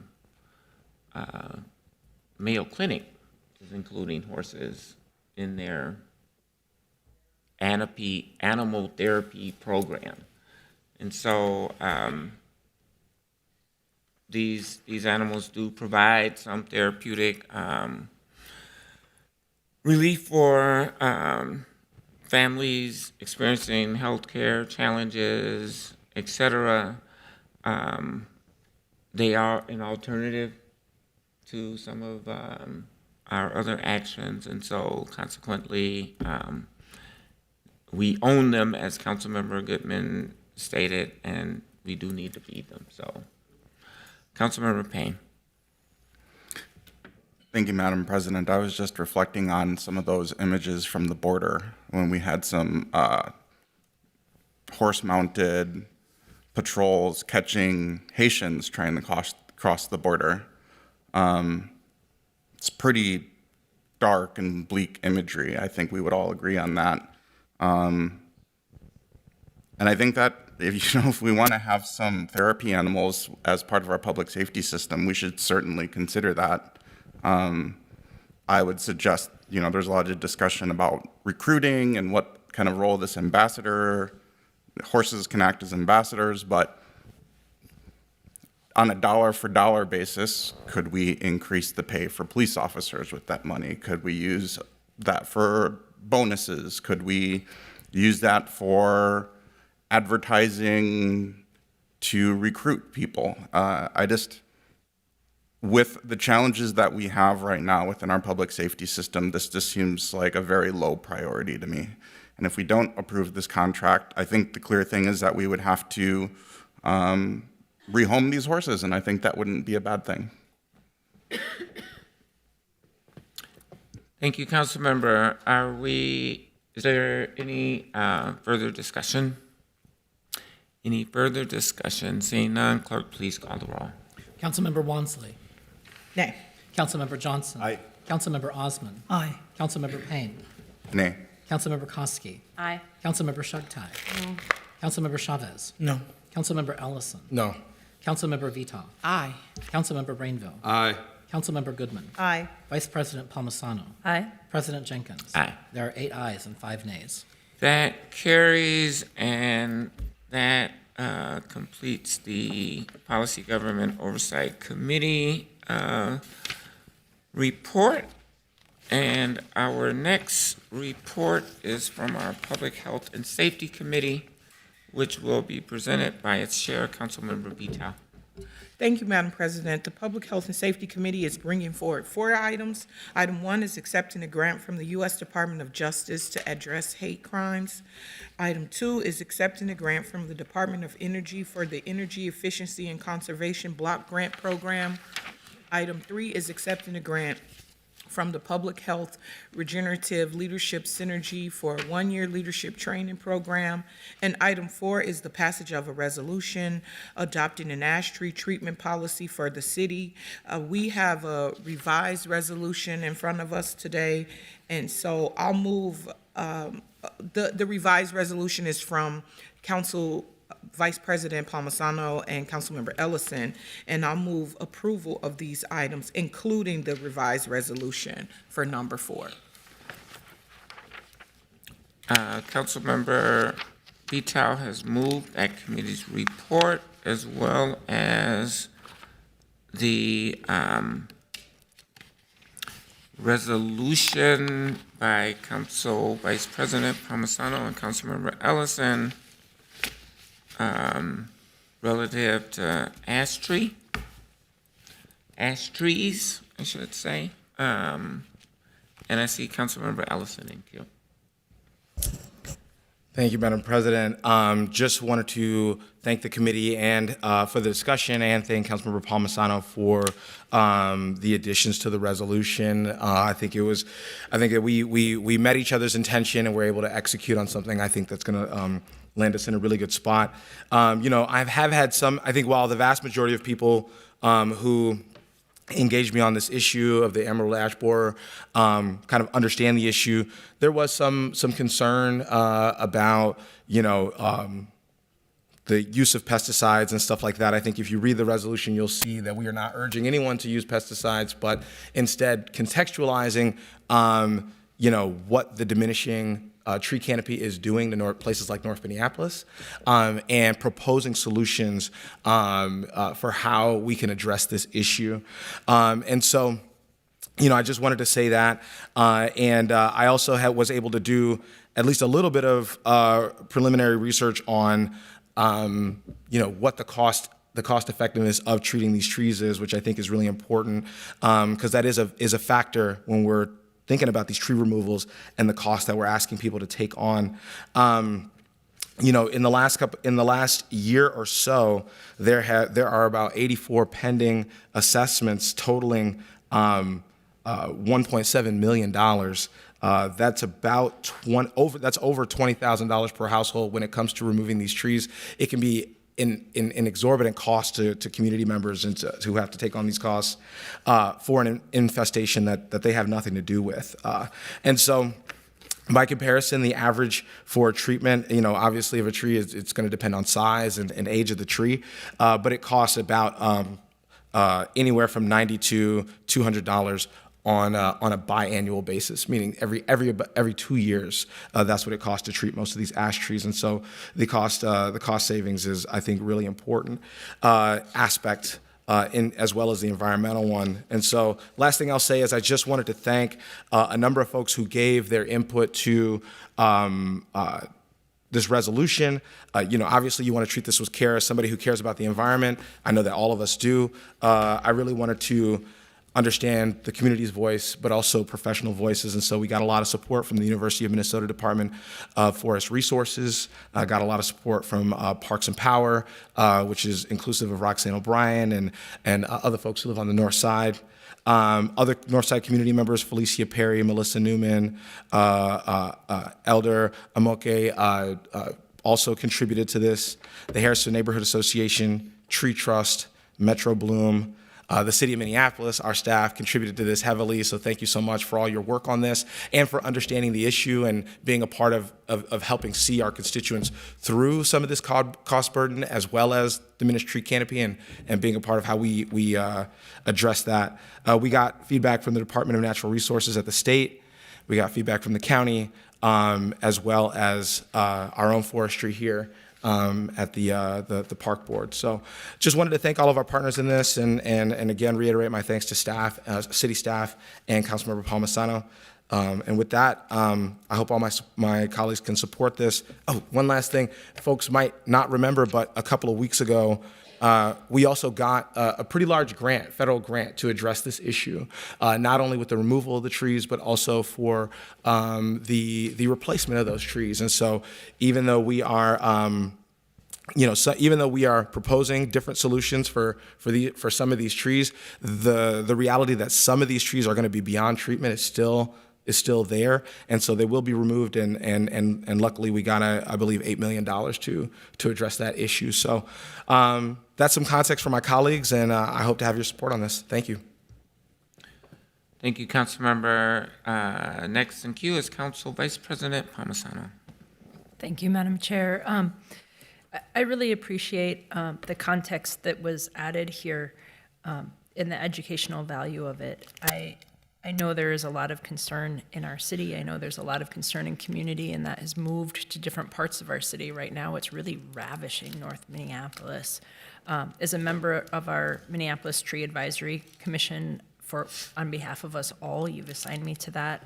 This is an active discussion. So I appreciate the help of our city staff, Kelly Molman, Sydney Schaaf, and the continued efforts that are going to take our forestry department, including Director Ralph Sievert, for some very important additional plantings and replacement here.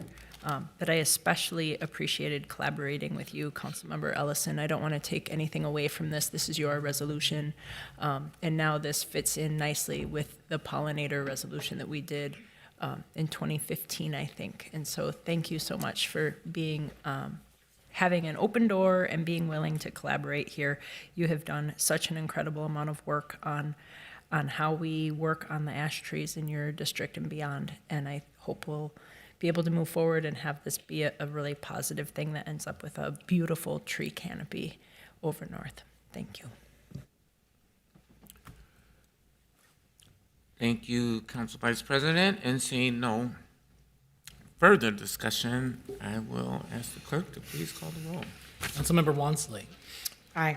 Councilmember Johnson. Aye. Councilmember Osman. Aye. Councilmember Payne. Aye. Councilmember Koski. Aye. Councilmember Shugtai. Aye. Councilmember Chavez. Aye. Councilmember Ellison. Aye. Councilmember Vita. Aye. Councilmember Rainville. Aye. Councilmember Goodman. Aye. Vice President Palmisano. Aye. President Jenkins. Aye. There are 13 ayes. That carries, and that report is adopted. Finally, we have the report from the Public Works and Infrastructure Committee. And that report will be presented by the Vice Chair, Councilmember Chuktai. Thank you, Madam President. The Public Works and Infrastructure Committee is bringing forward 11 items that it is recommending for approval. Item number 1 is approval for bonding assessment and areaway abandonment for the Hennepin Avenue South Street reconstruction project. Item number 2 is approving the annual levy of various Public Works Department special assessments.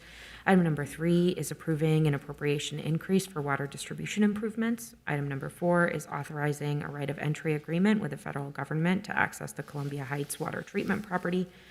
Item number 5 is authorizing a utility easement agreement with the Minneapolis Park and Recreation Board for a storm sewer outfall within the Minnehaha Parkway Regional Trail.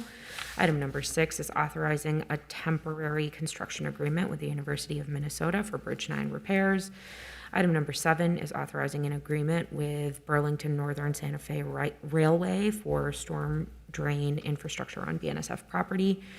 Item number 8 is approving a series of actions relating to a grant acceptance, public infrastructure improvements, and project plan approval for the North Transfer Station Revitalization Project. Item number 9 is authorizing the submittal of a grant application to Metropolitan Council Environmental Services for sewer lateral repairs. Item number 10 is authorizing the designation of local funds as a match for a Minnesota deed grant for the Upper Harbor Terminal Public Infrastructure Street Reconstruction Project. And finally, item number 11 is authorizing Public Works to apply for and host an AmeriCorps member through the Minnesota Pollution Control Agency's Green Corps program for the 2023-2024 program year. I'll move approval of all of these items. Thank you. Councilmember Chuktai has moved this committee's report for approval. Is there any discussion? Is there any discussion? Seeing none, clerk, please call the roll. Councilmember Wansley. Aye. Councilmember Johnson. Aye. Councilmember Osman. Aye. Councilmember Payne. Aye. Councilmember Koski. Aye. Councilmember Shughtai. Aye. Councilmember Chavez. Aye. Councilmember Ellison. Aye. Councilmember Vitaw. Aye. Councilmember Rainville. Aye. Councilmember Goodman. Aye. Vice President Palmisano. Aye. President Jenkins. Aye. There are 13 ayes. That carries, and that report is adopted. That completes the reports from our standing committees. The next order of business is the notice of ordinance introductions. There's one notice by Councilmember Wansley to amend Title IX, the Fire and Police Protection Code, to add provisions related to fees for use of city-owned resources by external entities. This notice is hereby given and no further action is required. Next, we have the introduction and referral calendar. Sorry, Madam President, I was in queue. Oh, my apologies, Councilmember. Councilmember Wansley is in queue to speak to the ordinance, I believe, Yes. introduction. Thank you. Just wanted to give some context on this. So this ordinance is related to off-duty police and ensuring that taxpayers are not continuing to subsidize off-duty work to the greatest degree possible. We have the legal authority to recoup the costs associated with using city resources related to off-duty work. I've worked with staff on what those fees could look like, but unfortunately, a lot of this work was put on pause this year due to significant staff turnover. But that being said, staff, my office, we feel confident that we are able to still get information needed next year to be able to make the deadline for a 2025 fee schedule. And there's no question that, we need to do a significant overhaul to our off-duty system. And this ordinance basically helps to support further transparency and accountability to, what that can look like. So just wanted to give some context behind what we're looking to do with this ordinance. Thank you, Councilmember. Next, we have the introduction and referral calendar. First, Councilmember Rainville will be introducing and giving first reading to an ordinance amending the licensing code to add a new chapter entitled Window Cleaning to establish provisions related to licensing, business regulations, worker training requirements, and safety, which will be referred to the Business Inspection and Business Inspections, Housing, and Zoning Committee. Next, we have Councilmembers Johnson and Goodman, who will be introducing and giving first reading to an ordinance amending the licensing code to align the city's body art code more closely with the state body art code and to allow for more temporary tattooing or piercing events in a calendar year, which will be referred to the Biz Committee. Third, Councilmember Vitaw will be introducing and giving first reading to an ordinance amending the licensing code to amend provisions related to the pedicab operations and vehicle standards. That will also be referred to the Biz Committee.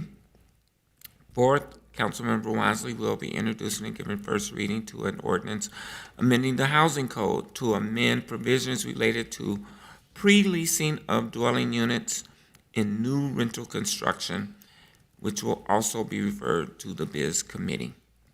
Fifth, I will be introducing and giving first reading to an ordinance along with Councilmember Payne to amend the health code pertaining to high-risk sexual conduct to update language to reflect advances in preventative care and studies on community outbreak, and to remove stigmatizing language, which will be referred to the Public Health and Safety Committee.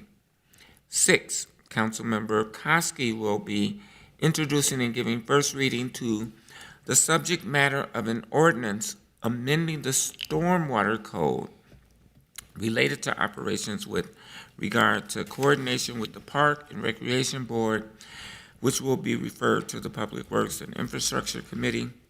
7, Councilmember Vitaw will be introducing and giving first reading to the subject matter of an ordinance amending the Streets and Sidewalks Code to add a new section related to parkway paving, repair, and Reconstruction, which will be referred to the PWI Committee. Finally, Councilmember Vital will be introducing and giving first reading to an ordinance amending the Planning and Development Code related to the number of neighborhood organization representative positions on the NRP Policy Board and the election system to fill those positions, which will be referred to the Public Health and Safety Committee. Are there any questions regarding these introductions? Are there any questions regarding these introductions? Seeing none, clerk, please call the roll. Councilmember Wansley. Aye. Councilmember Johnson. Aye. Councilmember Osmond. Aye. Councilmember Payne. Aye. Councilmember Koski. Aye. Councilmember Shugtai. Aye. Councilmember Chavez. Aye. Councilmember Ellison. Aye. Councilmember Vita. Aye. Councilmember Rainville. Aye. Councilmember Goodman. Aye. Vice President Palmisano. Aye. President Jenkins. Aye. There are 13 ayes. That carries, and those ordinances are referred to the designated committees in the next cycle. Colleagues, we do have a request for a closed session today. Before we move to closed session, I would take up any announcements first. Do any of my council members have any announcements to share this morning? Councilmember Ellison. Thank you, Madam President. I'm resuming my role informally as the chair of elections and rules. Just to remind folks that we have an election coming up, and this is our last opportunity for announcements before the Tuesday's election. And so just want to let folks know that early voting is still going on. You can still go early vote in person. And I don't have the address in front of me, but I believe it's 980 East Hennepin. So it's just seared in there, and so folks can go early vote. Early voting will be available until 5 p.m. next Monday, November 6th. So and that is when it will end. Obviously, everybody knows, but I'll say it for the record. Next Tuesday, November 7th, polls will be open to welcome voters at 7 a.m. and they will remain open until 8 p.m. And so if folks need help or support finding their polling location, they can go to vote.minneapolismn.gov and find the polling locations. We did have some redistricting, and so while I think things are by and large the same, people should definitely check their polling locations so that they can make sure that they're at the right spot. And so lastly, election results will be reported on election night for first ranked choices. Anybody who reaches that maximum threshold will be sort of unofficially declared the winner until the final count. And so otherwise, the election teams will conduct rounds of tabulations for the next days to identify unofficial winners in races too close to decide on election night. So, yes. I think that's all I've got in terms of notes. But yes, people, we want to see folks voting. You know, obviously, we have a great track record in our city of turnout. We have a little bit of an odd election with only council on the ballot. I don't know the last time that's happened, if ever. And so, you know, the threat for, lack of enthusiasm is there, but I'm hopeful that our residents are ready to go to the polls as they always are. So that's all I got. Madam President? Yes. If, with your indulgence, on that same topic, I would be pleased to report to the council that thus far, as of last night, the city has served 12,130 voters. So while certainly not the highest turnout, that total turnout at this same point in time, so point by point, day by day, where we are today, we've already served more voters than we did in the 2017 municipal election when the mayor, the council, the park board, and the BET were all on the ballot. We're not quite to the same level we were in the last municipal election of 2021. And although 12,130 voters is a lot of people to process during the early voting day, it still is a small percentage of the total number of registered voters in the cities. And so obviously, as you just said, we still have 5 days of in-person early voting at the elections headquarters. People can bring back their ballots. There are lots of information and instructions on how people can get their ballot back to us before Election Day, and then all of our polling places, as you said, being open on Election Day, and encourage all of our voters to get out and participate. Thank you. Thank you, Mr. Clerk. Councilmember Koski. Thank you, Madam President. I just put myself in queue to embarrass one of our colleagues. It is their birthday today, so if we want to sing here or just say hello to Councilmember Elliot Payne, but happy birthday. Look at him. Happy birthday. Happy birthday to you. I'm not singing. Happy birthday to you. And many more. That's my birthday.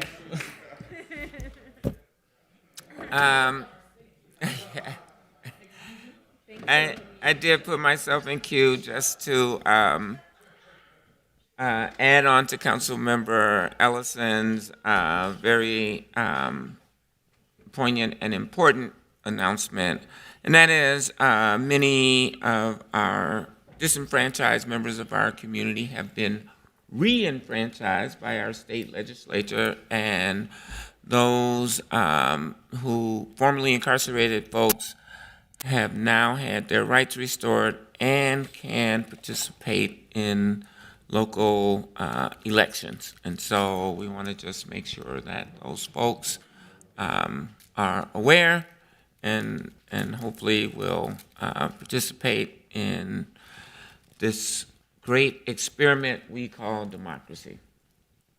And seeing no further announcements from my colleagues, we will now consider a request for a closed session, which is to receive a briefing on the collective bargaining agreement with the police officers unit as listed on the agenda. Before I close this meeting, I'll recognize the city attorney to provide a legal basis for the requested closed session. Council President, council members, the next item on the agenda is consideration of strategy for labor negotiations involving the Police Officers Federation of Minneapolis. Consideration of negotiation strategies or discussion and review of labor negotiation proposals may be held in a closed session pursuant to Minnesota statute section 13D.03. In order to close the meeting to the public, a majority of the council must vote to close the meeting. In deciding whether to close a meeting for labor negotiation strategy, the council should weigh the right of the public to know what its government is doing against the need of the city to reserve the confidentiality of its labor negotiation strategy. Thank you, Madam City Attorney. With that, I'll move that our public meeting be closed as authorized under the provisions of the open meeting law, specifically Minnesota statute section 13D.03, for the purpose of discussing labor negotiations and strategies related to the collective bargaining agreement with the Police Officer Federation. May I have a second? Second. Clerk, please call the roll. Councilmember Wansley. Aye. Councilmember Johnson. Aye. Councilmember Osman. Aye. Councilmember Payne. Aye. Councilmember Koski. Aye. Councilmember Shugtai. Aye. Councilmember Chavez. Aye. Councilmember Ellison. Aye. Councilmember Vito. Aye. Councilmember Rainville. Aye. Councilmember Goodman. Aye. Vice President Palmisano. Aye. President Jenkins. Aye. There are 13 ayes. That carries. We will now close the public portion of our meeting and convene in closed session. For the viewing public, I'll note that the broadcast of this meeting will continue. The council will reconvene in public after we've concluded the closed session. Thank you.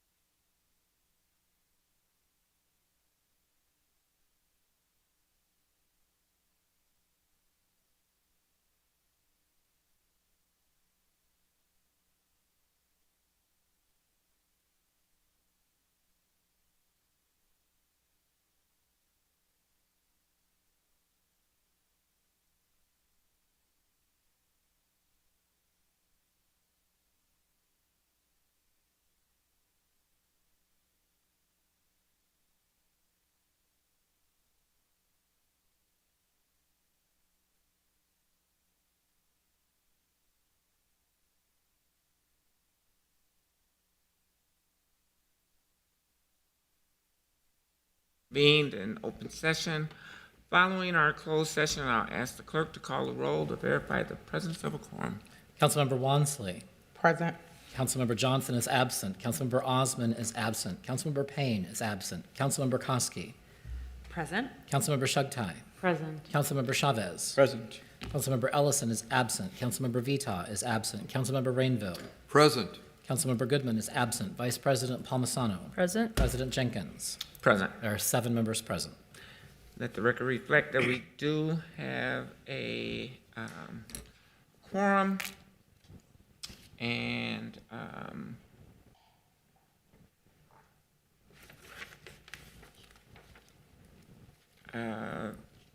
with that, we've completed our business today, and with nothing further to come before this council, and without objection, this meeting is adjourned. Thank you, everyone. Thank you.